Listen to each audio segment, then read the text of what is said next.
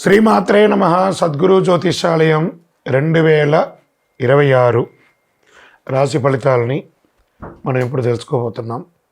ద్వాదశ రాశులకి ఎలా ఉన్నాయి? అందరికీ ఒక క్యూరియాసిటీ, ఈ కొత్త సంవత్సరం భగవంతుడా నాకు ఎలా ఉంటుంది? నేను ఆరోగ్యంగా బాగుంటానా? నాకు ఉద్యోగం వస్తుందా? నాకు వ్యాపారం బాగుంటుందా?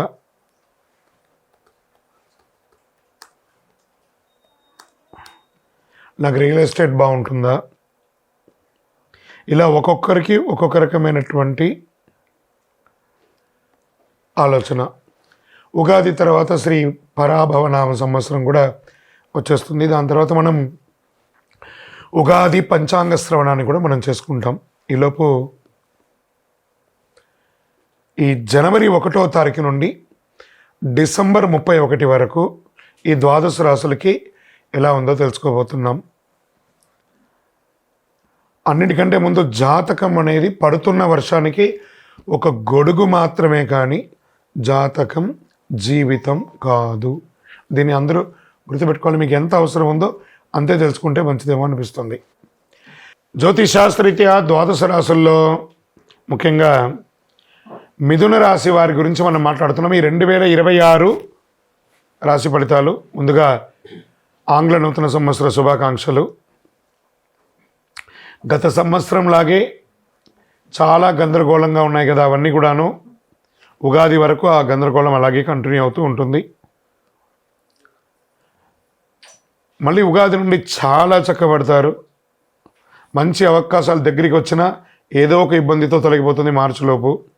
నా జీవితంలో ఎదుగుదలే ప్రశ్నార్థకంగా ఉంది అనే ఒక భావన ఉన్న మీకు మార్చి తర్వాత ఒక్కసారిగా పరిస్థితి మారుతుంది. ఎలాంటి గందరగోళం ఉండదు, ఎలాంటి సమస్యలు పెద్దగా కనిపించదు, జీవితంలో భయం అనే మాటే ఉండదు. మిథున రాశి వారికి మార్చి తర్వాత ఎలాంటి పరిస్థితి వచ్చినా అసాధారణంగా ధైర్యంగా ఆత్మవిశ్వాసంతో ముందుకు సాగుతారు. ముందు మిథున రాశి వారికి ఆరోగ్యం గురించి మాట్లాడతాం. మెడ నొప్పి, నరాల సమస్య, చిన్న ప్రేగు పెద్ద ప్రేగు సమస్యలు, గుండెకి సంబంధించిన ఇబ్బందులు, గ్యాస్ట్రిక్ ప్రాబ్లమ్స్, ఇవన్నీ కూడా క్రమంగా తగ్గిపోతాయి మార్చి తర్వాత. మనసు కూడా స్పష్టతగా ఉంటుంది. ఈ ఆర్థికపరమైనటువంటి విషయంలోకి వచ్చేటప్పటికీ మంచి ఆర్థికమైనటువంటి ప్రభావం ఉంటుంది. కుటుంబంలో వివాహాది శుభ కార్యక్రమాలు జరుగుతాయి, గృహప్రవేశాది శుభ కార్యక్రమాలు జరుగుతాయి. రావాల్సిన డబ్బులన్నీ కూడా సమయానికి అందుతుంది మార్చి తర్వాత. నిలిచిపోయిన ఈ మీకు పేమెంట్స్ అన్నీ ఉంటాయి చూసారా, అవన్నీ కూడా మళ్ళీ యాక్టివేట్ అవుతుంది. ఉద్యోగస్తుల్లో ప్రైవేట్ ఉద్యోగం మరియు ప్రభుత్వ ఉద్యోగంలో చాలామందికి పెద్ద ఉద్యోగ అవకాశాలు రాబోతున్నాయి. మంచి స్థిరమైన ఉద్యోగంలో సెటిల్ అయ్యే అవకాశ యోగం ఉంది. పదవులు బాధ్యతలు స్వయంగా వెతుక్కుంటూ ఉంటారు, అవన్నీ కూడా వెతుక్కుంటూ వస్తుంది. కొంతమందికి వ్యాపార భాగస్వామికి వర్కింగ్ పార్ట్నర్ యోగం కూడా చాలా బాగా కలిసి వస్తుంది. జీవితాల్లో లక్ష్యాలపై పూర్తి స్పష్టత వస్తుంది. మీరు ఏం చేయాలో ముందే అర్థమయ్యి స్థితిని మీరు అర్థం చేసుకుంటారు. విజయం సాధించే అవకాశాలు చాలా బలంగా ఉంటుంది. కుటుంబ సమస్యలు కూడా నెమ్మదిగా పూర్తిగా తగ్గిపోతాయి.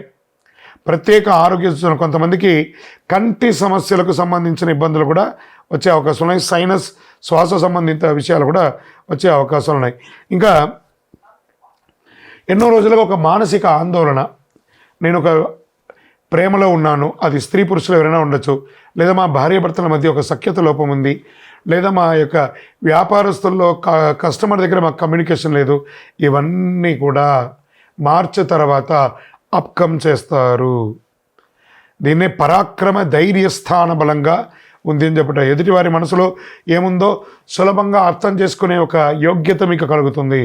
ఈ రుణాలు, ఈ ఆస్తి, ఇవన్నీ కూడా చాలామందికి మొదట రుణాలు తీర్చాలనే ఒక తాపత్రయం ఉంటుంది, ఇబ్బంది వచ్చే అవకాశం ఉంటుంది. మార్చి తర్వాత అన్ని రుణాలు క్రమ పద్ధతిగా తీర్చే అవకాశాలు ఉన్నాయి. ఉద్యోగస్తుల సమస్య పరిష్కారం, ఉద్యోగమే లేదండి, మంచి ఆఫర్స్ వస్తున్నాయి, గెట్ రెడీ. విదేశాలకు వెళ్ళే అవకాశాలు ఉన్నాయి. మానసిక భావోద్వేగ సమస్యలు అన్నీ తొక్కిపోతాయి. అద్దె ఆదాయం వచ్చే అవకాశం, అద్దె క్లియర్ రెంటల్ ఇన్కమ్ పెరిగే అవకాశం ఉన్నాయి. ఇల్లు గృహ నిర్మాణం యోగం ఉంటుంది, లేదా ఇంటిని expansion, business expansion, interior decoration, ఇలాంటివి చేసే అవకాశాలు బాగున్నాయి. వ్యాపారస్తులకి మీ యొక్క వ్యాపారాన్ని ఫ్రాంచైజ్ మోడల్లో కానీ బ్రాంచ్ రూపంలో కానీ చేసే అవకాశాలు బాగా ఉన్నాయి. అనుకోని అదృష్టం అంటే అసలు నేను అనుకోలేదని, అన్ఎక్స్పెక్టెడ్, ఇది నేను ఊహించలేదే అలాంటి ఒక ఊహకందం ఇది మార్చి తర్వాత మీకు ఖచ్చితంగా వచ్చే అవకాశాలు చాలా ఉన్నాయి. 2026లో మిథున రాశి వారికి పదవులు, మంచి మంచి పదవులు రాజకీయంగా వచ్చే అవకాశాలు ఉన్నాయి. ధైర్య పరాక్రమంతో ముందుకు వెళ్ళండి. స్పోర్ట్స్ వారికి చాలా బాగుంటుందని కూడా చెప్పడం జరుగుతుంది. ఓవరాల్ మీకు ఈ 2026 80% చాలా అద్భుతంగా ఉంది. మీ యొక్క ఇష్టదైవం కులదైవాన్ని ప్రార్థన చేయండి. నవగ్రహాలకి ప్రదక్షిణం చేయండి. మీ వయస్సు ఎంత ఉందో అన్ని దీపాలను కనీసం నెలకు ఒక శనివారమైనా అన్ని దీపాలను మీ యొక్క ఇష్టదైవ దేవాలయంలో వెలిగించండి. ఇంకను మీ యొక్క వ్యక్తిగత జాతకం అపాయింట్మెంట్ పొందాలనుకుంటే మీ పేరు, date of birth, time of birth, place of birth మా యొక్క నంబర్కి వాట్సాప్ చేయండి, మీకు రిప్లై ఇస్తాం. 2026 అన్ని రంగాల వారికి అద్భుతం జరగాలని అఖిలాండ కోటి బ్రహ్మాండ నాయకుడు శ్రీ ధర్మశాస్త్ర అయ్యప్ప స్వామి వారిని ప్రార్థిస్తూ 12 రాసుల్లో ఉన్న మీ రాశి వారు యోగంగా ఉండాలి అని ప్రతి రాశి వారికి ప్రార్థన చేస్తున్నాను. తిరుపతికి వచ్చినప్పుడు మన అయ్యప్ప స్వామి వారి 18 అవతారముల దేవాలయాన్ని, కార్యసిద్ధి కలిగించే 18 అవతారముల దేవాలయాన్ని దర్శనం చేసుకోండి. విజయోస్తు. వైకుంఠ ఏకాదశి ఈ ధనుర్మాసంలో ఉన్నటువంటి ఒక గొప్ప పండుగ కదా. సంవత్సరంలో ఒకరోజు వచ్చేది ఆ వైకుంఠనాథుని యొక్క అద్భుతమైనటువంటి రోజు. ఆ రోజు తెల్లవారుజామున అందరూ అభ్యంగన స్నానం చేసి విష్ణు సహస్రనామ పారాయణం చేసి ఇల్లంతా కూడా ప్రాణించల్లి గడపకు వచ్చి చక్కగా ఉపవాసాలు ఉండి ఏకభుక్తం చేసి విష్ణు సహస్రనామాలు చేసి స్వామి దేవాలయాలు దర్శనం చేసుకునే వైకుంఠ ద్వార దర్శనం చేసుకునే ఒక అలవాటు. మరి ఈ 2025 ముగింపులో వచ్చినటువంటి ఈ వైకుంఠ ఏకాదశి తిథి ప్రారంభం డిసెంబర్ 29 రాత్రి, ఏకాదశి తిథి ముగింపు డిసెంబర్ 30, 2025 రాత్రి. దీని ఎలా ఉంటే వైకుంఠ ఏకాదశికి ప్రాముఖ్యత ఏంటి? వైకుంఠ ద్వారం తెరుచుకుంటుంది. ఈ ద్వారం ద్వారా దర్శనం చేస్తే పాప ప్రక్షయం, ఆయురారోగ్యం, కుటుంబ శాంతి, మోక్ష సాధనకు మార్గం అని చెప్పొచ్చు. ప్రతి వైష్ణవ దేవాలయంలో ఉత్తర ద్వార దర్శనం ఉంటుంది. అవకాశం ఉంటే వెళ్ళండి, దర్శనం చేసుకోండి.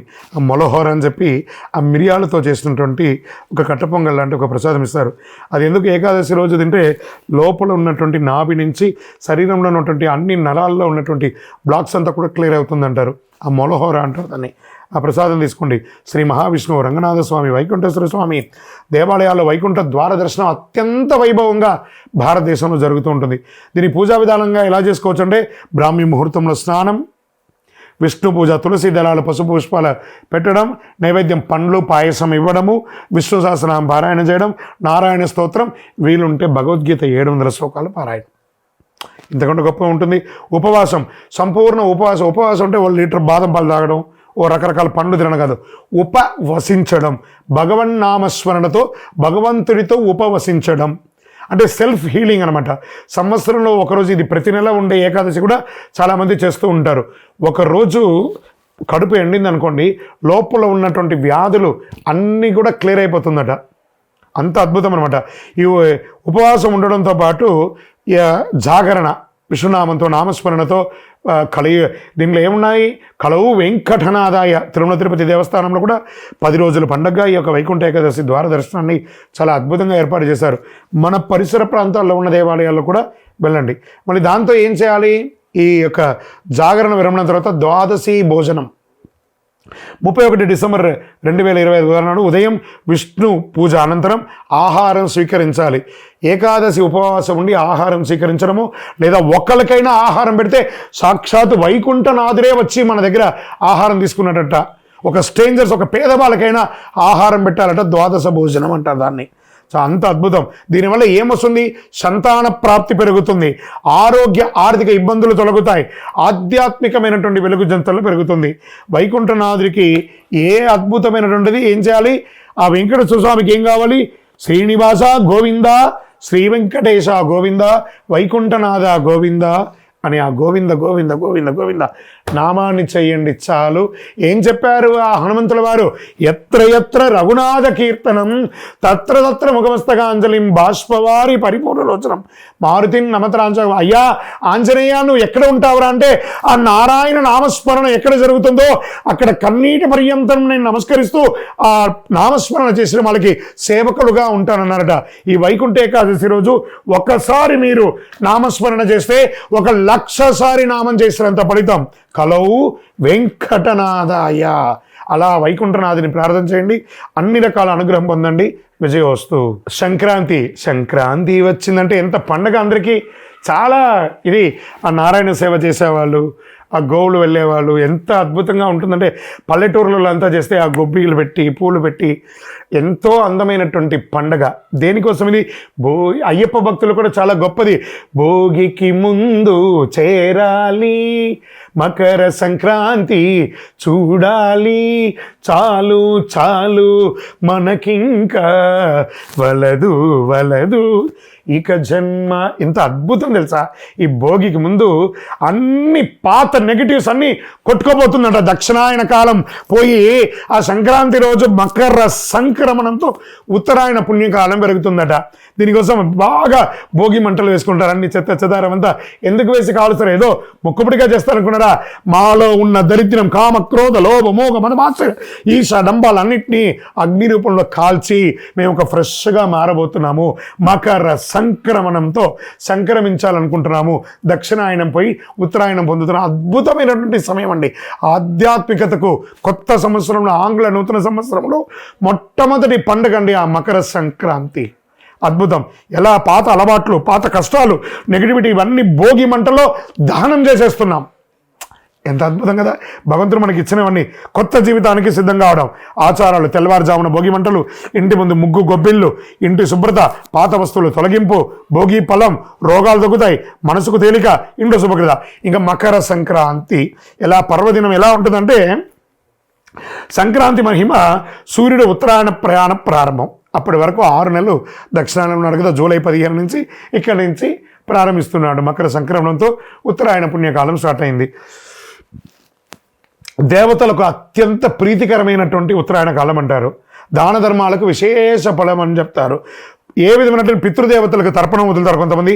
సూర్యనారాయణ పూజ, ఆరోగ్యం కోసం ప్రార్థన చేసేవాళ్ళు మకర సంక్రాంతి రోజు ఆదిత్య హృదయం చదవండి, సూర్య నమస్కారం చేయండి. అంత అద్భుతంగా ఉంటారు. కొత్త బట్టలు కొండి, చిన్నపిల్లల్ని సంతృప్తి పరచండి. ఎంత అద్భుతంగా ఉంటుందో తెలుసా? పాయసం, చెరుకు, ఇవన్నీ పొంగలి, ఇవన్నీ చెరుకు పెట్టి కుండల్లో, ఇవన్నీ పల్లెటూరులో చాలామంది ఇది చేస్తూ ఉంటారు. ప్రయత్నం చేయండి.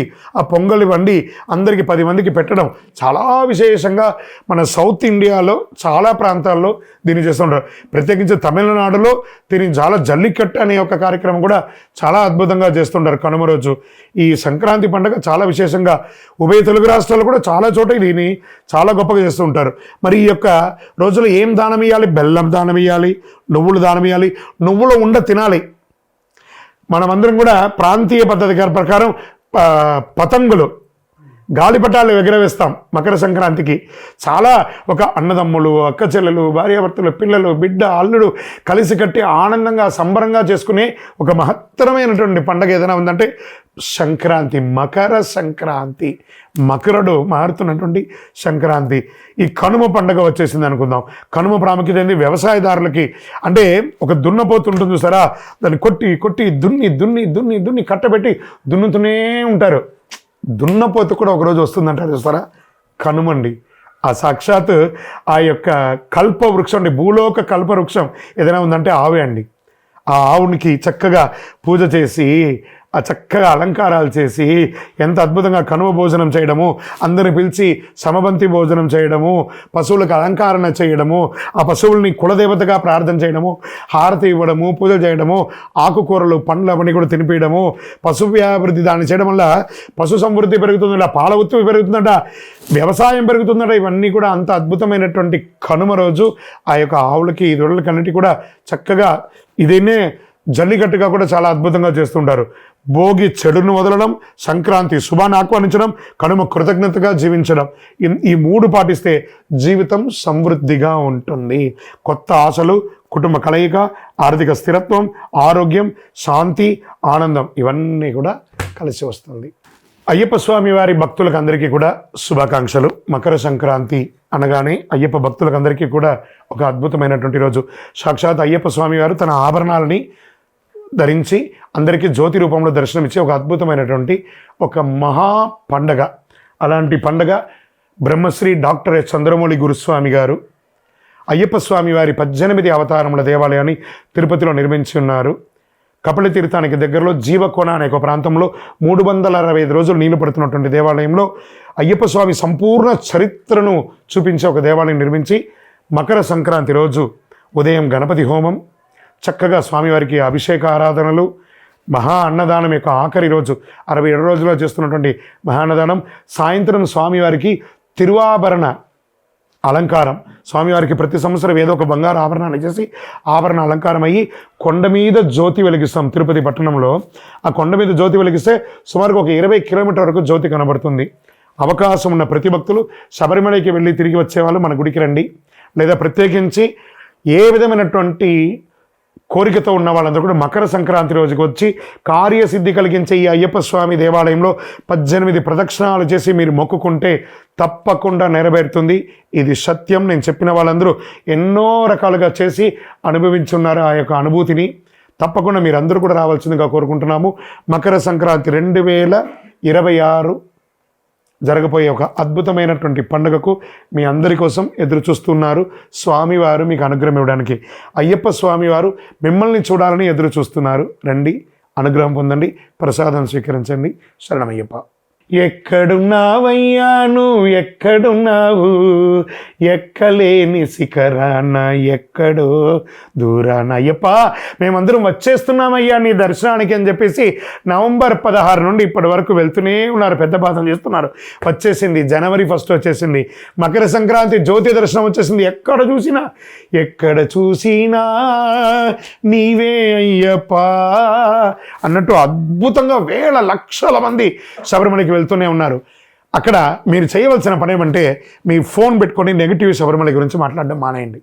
అది భూలోక స్వర్గం అండి ఆ శబరిమల, ఆ వైకుంఠ ధామం. అక్కడికి వెళ్ళి ఆ చెప్తుంటేనే చూసారా గూస్ బంప్స్ వస్తుంది. మీకోసం ఎదురు చూస్తున్నాడండి అయ్యప్ప అనుగ్రహం ఇవ్వడానికి. మకర సంక్రాంతికి వెళ్ళే ప్రతి భక్తులు, పాదయాత్రలో వనయాత్ర చేసే ప్రతి ఒక్కళ్ళు కూడా స్వామి నామస్మరణతో కలవు వెంకటనాథాయన ఎలా అన్నావు అలా కలియుగంలో ప్రత్యక్షంగా శీఘ్రంగా అనుగ్రహించే అయ్యప్ప. ఓం శ్రీ స్వామియే శరణమయ్యప్ప.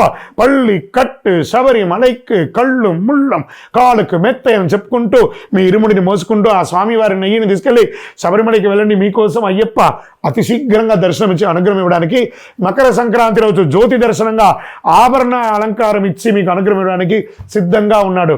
అక్కడ ఏ సమస్య లేదు. తిరువాంకూరు దేవస్వం బోర్డు వారు కానీ, సెంట్రల్ ఫారెస్ట్ వారు కానీ అన్ని రకాల ఏర్పాట్లు అద్భుతంగా చేశారు. వనయాత్రలో మంచి షవర్స్ ఏర్పాటు చేశారు, బాత్రూమ్ ఏర్పాటు చేశారు, మంచినీటి మెడికేటెడ్ మంచినీటి ఏర్పాటు చేశారు. ఏ లోపం లేదండి. ధైర్యంగా రండి శబరిమలకి, అద్భుతంగా ఉంటారు అందరూ కూడాను. కానీ మీరు తీసుకురావాల్సింది మీతో పాటు ఒక వాటర్ బాటిల్, ఒక ప్లేట్, ఒక గ్లాసు, ఒక స్పూన్, ఒక మెడికేటెడ్ చిన్న మెడిసిన్స్ ఏమైనా, కొంచెం చిరు తిరుబండారాలు తీసుకొని అందులో ఏది కూడా ప్లాస్టిక్ లేకుండా తీసుకెళ్ళి ఆ వనాన్ని రక్షించండి. ఆ వనరక్షకుడిని దర్శించండి, వనాన్ని రక్షించండి, ప్లాస్టిక్ నిషేధించండి. శబరిమలై భూలోక స్వర్గం. ఆయన్ని మించిన వారు ఎవ్వరు లేదు. ఆ స్వామి దగ్గరికి వెళ్ళి దర్శనం చేసుకోండి. అయ్యా దర్శనం స్వామి, అయ్యా దర్శనం బంగారు కొండపైన.